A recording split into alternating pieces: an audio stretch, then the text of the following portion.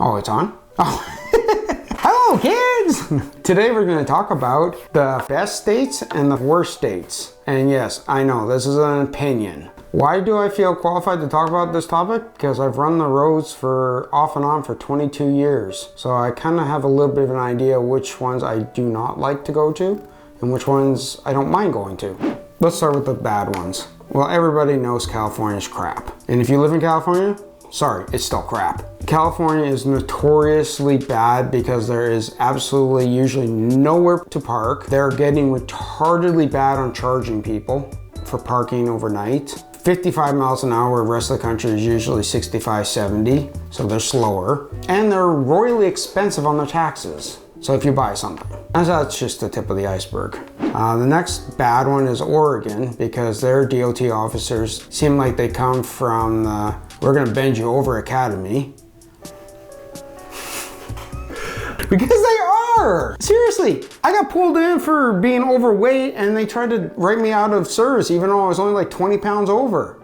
Like, besides their DOT officers are asses, they're also 55 miles an hour, which sucks. Another bad thing about Oregon is if you get fuel in Oregon, they want your IFTA or your fuel tax numbers and stuff like that for whatever reason. So that's Oregon and California. The other bad state, which is not really a state, it's an area. A lot of drivers, especially American drivers, can't stand the northeast corner of the US. The reason they don't like it is it's the original 13 colonies. So it was not designed and built for our trucks nowadays, especially our highway trucks. So unless you know what the hell you are doing, you're gonna break something or damage something trying to get into some of these locations. A Volvo 760 or a 389 Pete W900 with an 86-inch bunk and a 53-foot trailer is going to take some talent. So it is not a favorable place.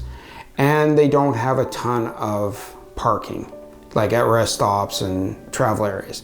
I'm not saying there isn't parking, I'm saying not as much. And then the last bad place is Florida. And the reason why Florida is bad is because of parking. The Oasis are badass. Don't get me wrong, they got windshield washer cleaner on coming in and out of them, so that's really freaking cool. But unless you're there by 3 in the afternoon, you ain't gonna get a parking spot. So they are limited on their parking because they're limited on their land. So now let's flip the coin and go to the ones that aren't crappy. Texas is usually good. They're starting to charge, but usually parking's pretty good. Food is usually quite good because they have Texas barbecue. Customers and receivers are usually super nice. Most of your mid-states are fairly good for parking. You usually don't have a problem unless you're in the winter and you get snow. But, you know, Tennessee, both Virginias, you're not gonna find a problem. You'll get good food at the truck stops or little roadside places. Your parking's usually not an issue unless it's a holiday. And roads are good quality and they're actually designed for trucks.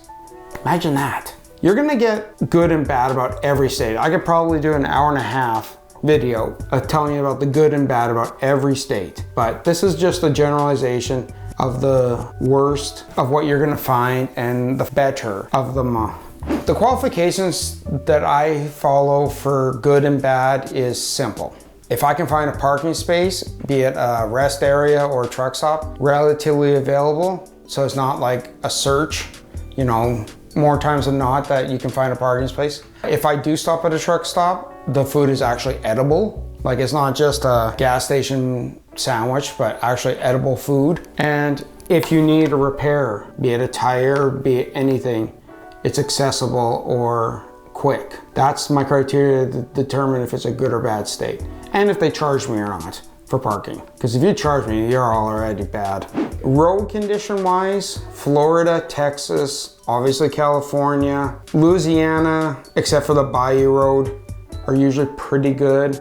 Some of your mid-central states are usually pretty good. Your northeast corner is 50-50. A lot of it's bad because it's the old country, so the roads are slowly being upgraded, but they do have some good roads. But I'd say Florida, Texas, California are probably your better states for road conditions. The states are getting better, I'm not gonna lie.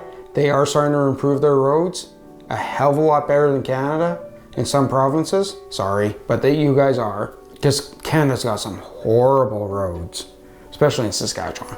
A lot of drivers, except for the people that live there, hate California because California in the US is like Fort McMurray in Canada. They are the steerheads for everything. And California is trying to shut down emission trucks. And if you know anything about that, once you delete an emission truck, you improve the fuel economy, you improve the emissions on them, you improve everything. But in my thoughts alone, it's a big cash cow for that emission system. But California, if you go in there and you have an older than what they want for a truck, they fine you. If you have a deleted truck, they fine and impound it. California is just a royal pain in the ass. If they don't like your paperwork, they don't like your documents, they'll quarantine the load if you have agriculture. Like they are just, and they're expensive as hell. Like to go buy a bottle of water, a bottle of pop, you're paying double or so for taxes and everything. Like they won't let you be a trucker. If you wanna run, say, Brian's W900, sorry Brian, they won't let you because they don't like the age of it and they don't like that it's pre-emissions. They want newer emissions because it seems like a lot of hippies are there, so they want green everything. And most truckers know that's unrealistic. That's why most people don't like California. Because if you have an older truck than they want, regardless of how well it's running or not, they won't allow it in unless they fine you. If your load only pays you 3,000 bucks and you get to the California border and they charge you 3,500 bucks, fine. Is it really worth doing it? California and Oregon have one of the most retardedest fuel prices. Seriously. If New York's $3.85 a gallon, just saying, it's not right now, it's about $3.49 this morning. California will be in the 360s, 370s. So California is, for the most part, more expensive than the rest of the country. Why? Couldn't tell you. Hi, this is Dave. Welcome to the ET YouTube channel. We're trying to unite the trucking industry, from drivers to dispatchers to management. Unite us all on the same page and build a better industry.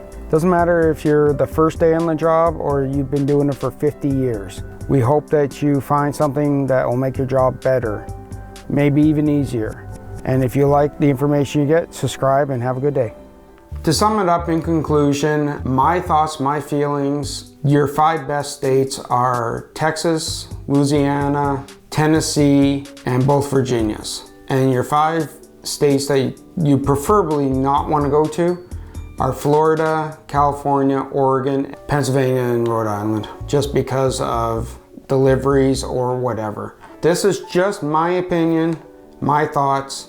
Hope you like it. Subscribe or like. Have a good day. See ya.